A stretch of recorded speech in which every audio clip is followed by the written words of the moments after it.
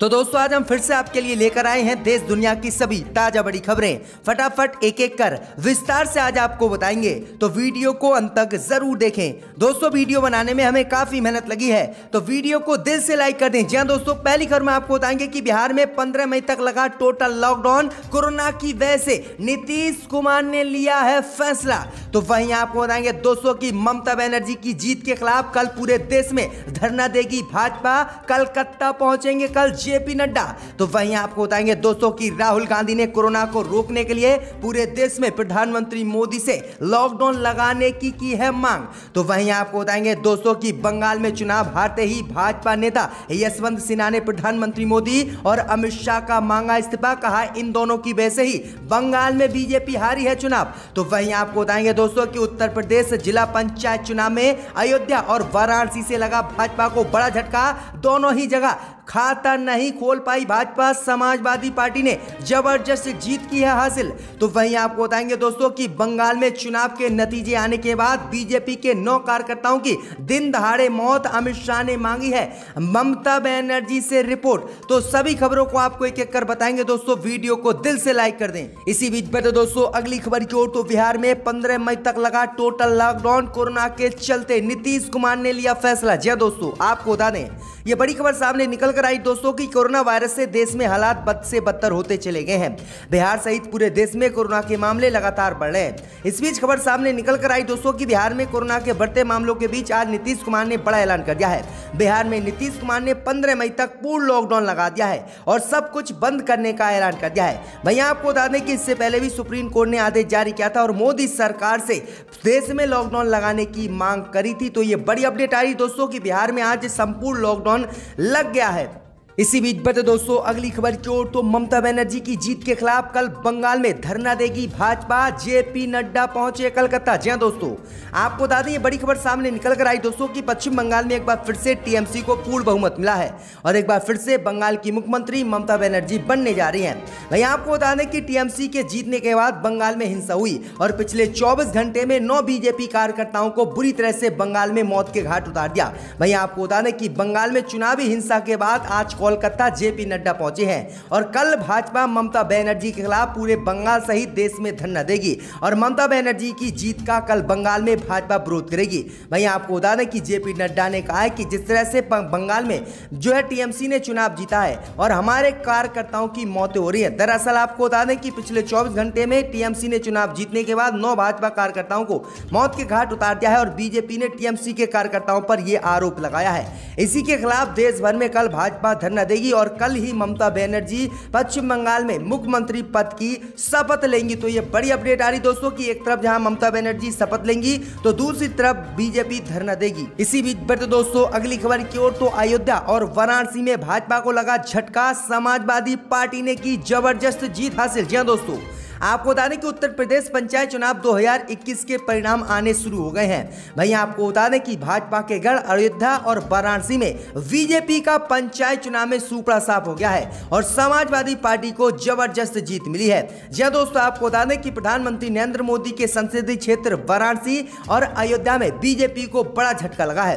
दरअसल आपको बता दें कि अयोध्या में जिला पंचायत सदस्यों की 40 सीटें हैं, जिसमें से 22 सीटों पर समाजवादी पार्टी ने जीत दर्ज की है। 6 सीटें भाजपा के खाते में गई हैं, जबकि 12 सीटों पर निर्दलियों ने कब्जा कर लिया है और भाजपा का यहां पर सुपड़ा साफ हो गया है। अगर दोस्तों हम बात करें प्रधानमंत्री मोदी के संसदीय क्षेत्र वाराणसी की, तो यहां पर भी सपा की बल्ले बल्ले हुई है और भाजपा का सुपड़ा साफ हो गया है। वाराणसी जिले में भी जिला पंचायत की 40 सीटें हैं, जिसमें से 33 सीटों के नतीजे सामने अभी आ चुके हैं। 7 भाजपा के खाते में, 10 सपा और बसपा को 4 मिली है, कांग्रेस को 1 और भाजपा को 2, जबकि 11 सीटें निर्दलियों ने जीती हैं। तो ये बड़ी अपडेट आ रही है कि भाजपा लगातार अपने गढ़ों में यूपी में चुनाव हार रही है। अयोध्या और वाराणसी में भाजपा का सुपड़ा साफ हो गया है। इसी बीच बढ़ते दोस्तों अगली खबर की ओर, तो ऑक्सीजन की कमी को लेकर दिल्ली हाईकोर्ट ने आज फिर से मोदी को लगाई फटकार। कहा मोदी हो चुके हैं अंधे, हम नहीं। जी हां दोस्तों,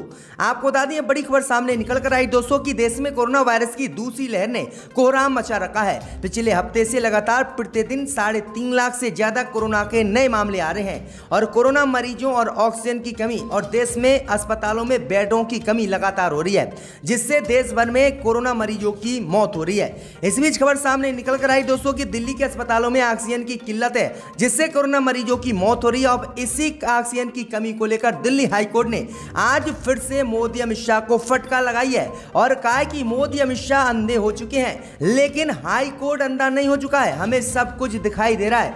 इसलिए मोदी सरकार को फटकार लगाते हुए जो है हाईकोर्ट ने कहा है कि मोदी अमित शाह तत्काल जो दिल्ली में ऑक्सीजन की कमी है इसको पूरा करें। अगर ऐसा नहीं करते हैं तो मोदी सरकार हटे और अब हाई कोर्ट ही इस सरकार को चलाएगा और पूरे देश में जो स्थिति गंभीर कोरोना को लेकर हुई है इसे सही करेगा। तो ये बड़ी अपडेट आ रही, बड़ी फटकार आज फिर से कोर्ट ने लगा दी है। इसी बीच बढ़ते दोस्तों अगली खबर की ओर, तो भाजपा नेता यशवंत सिन्हा ने बंगाल में हारते ही मोदी अमित शाह का मांगा इस्तीफा। जी हां दोस्तों, आपको बता दें बड़ी खबर सामने निकल कर आई दोस्तों कि भाजपा के बड़े नेता और केंद्रीय मंत्री रहे यशवंत सिन्हा ने मोदी अमित शाह की पश्चिम बंगाल में हार को लेकर बड़ी मांग कर दी है। दरअसल आपको बता दें कि भाजपा नेता यशवंत सिन्हा ने कहा है कि पश्चिम बंगाल चुनाव के आए नतीजे के बाद प्रधानमंत्री मोदी और केंद्रीय मंत्री अमित शाह को अपने पदों से इस्तीफा दे देना चाहिए।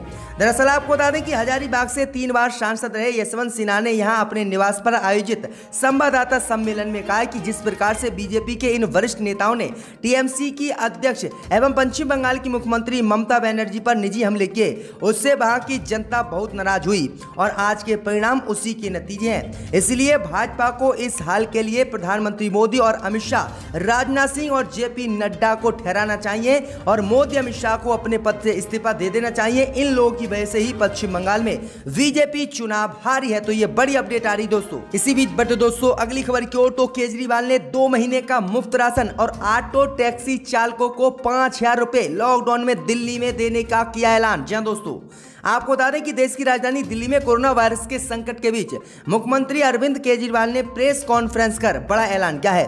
अरविंद केजरीवाल ने ऐलान किया है कि दिल्ली में 72 लाख राशन कार्ड धारक हैं, उन सभी को दिल्ली सरकार द्वारा 2 महीने तक मुफ्त में राशन दिया जाएगा। इसके अलावा दिल्ली में जितने भी ऑटो चालक व टैक्सी चालक हैं उन सभी को 5-5 हजार रुपए की मदद लॉकडाउन में दे दी जाएगी।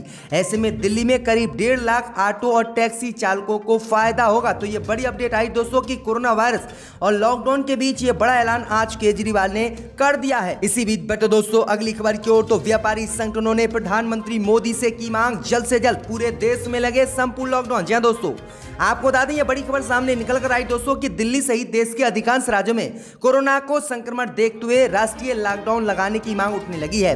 दरअसल आपको बता दें कि व्यापारी संगठनों ने आज पूरे देश में लॉकडाउन लगाने की प्रधानमंत्री मोदी से मांग की है। कहा है कि देश में कोरोना के हालात लगातार बिगड़ रहे हैं और देश में ऑक्सीजन की कमी है, ना ही बेड है अस्पतालों में, जिससे कोरोना के मरीजों की मौत हो रही है। इसलिए प्रधानमंत्री मोदी को तत्काल पूरे देश में संपूर्ण लॉकडाउन लगा देना चाहिए, जिससे कोरोना वायरस को रोका जा सके। व्यापारी संगठनों ने आज प्रधानमंत्री मोदी से यह बड़ी मांग की है। देखते हैं कि प्रधानमंत्री मोदी पूरे देश में लॉकडाउन लगाते हैं या नहीं। इसी बीच बढ़ते दोस्तों अगली खबर की ओर, तो बंगाल में टीएमसी के जीतने के बाद 9 बीजेपी कार्यकर्ताओं की मौत, अमित शाह ने मांगी है रिपोर्ट। जी हां दोस्तों, आपको बता दें कि बंगाल में विधानसभा चुनाव के नतीजे आने के बाद राजनीतिक हिंसा का सिलसिला बंगाल में शुरू हो गया है। नतीजे वाले दिन ही कोलकाता में बीजेपी के दफ्तरों में आग लगा दी गई थी। सोमवार को भी पार्टी के 2 कार्यकर्ताओं की पीट कर हत्या की खबर आई थी। विपक्षी पार्टी के कार्यकर्ताओं का निशाना बनाए जाने पर अब गृह मंत्री ने बंगाल सरकार से रिपोर्ट मांगी है।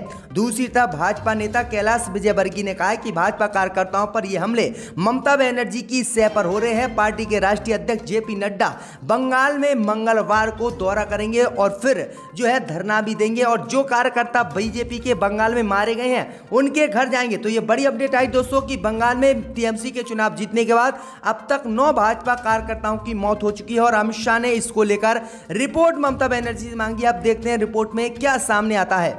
बीच बढ़ते दोस्तों अगली खबर की ओर। तो राहुल गांधी ने मोदी अमित शाह से की टोटल लॉकडाउन लगाने की मांग। जी हां दोस्तों, आपको बता दें ये बड़ी खबर सामने निकल कर आई दोस्तों कि पिछले साल जब मोदी सरकार ने लॉकडाउन लगाया था तब राहुल गांधी सहित कांग्रेस नेताओं ने पूरे देश में भाजपा का विरोध किया था और लॉकडाउन के विरोध में भी राहुल गांधी उतरे थे।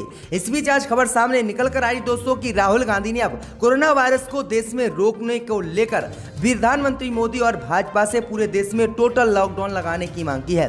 दरअसल आपको बता दें कि राहुल गांधी ने कहा है कि अगर कोरोना वायरस की दूसरी लहर को देश में रोकना है तो टोटल लॉकडाउन लगाना ही एक विकल्प है। इससे ही कोरोना महामारी रुकेगी। अगर ये महामारी नहीं रुकी तो फिर देश में हालात बद से बदतर होंगे। इसलिए मोदी सरकार को एक्शन लेना चाहिए और देश में लॉकडाउन लगाना चाहिए। तो अब राहुल गांधी ने भी लॉकडाउन लगाने को लेकर मोदी सरकार से बड़ी मांग कर दी और लॉकडाउन के समर्थन में राहुल गांधी आ गए हैं। इसी बीच बढ़ते दोस्तों अगली खबर की ओर। तो ममता बनर्जी के खिलाफ कंगना रनावत को ट्वीट करना पड़ा भारी। कोलकाता में कंगना के खिलाफ एफआईआर दर्ज। जी दोस्तों, आपको बता दें कि बंगाल चुनाव की मतगणना के दिन अभिनेत्री कंगना रनावत ने कई ट्वीट किए थे और राष्ट्रीय नागरिक पंजीकरण यानी एनआरसी और सीएए को लेकर रोहिंग्या और बाहरियों के मुद्दे पर टीएमसी और ममता बनर्जी पर निशाना साधा था।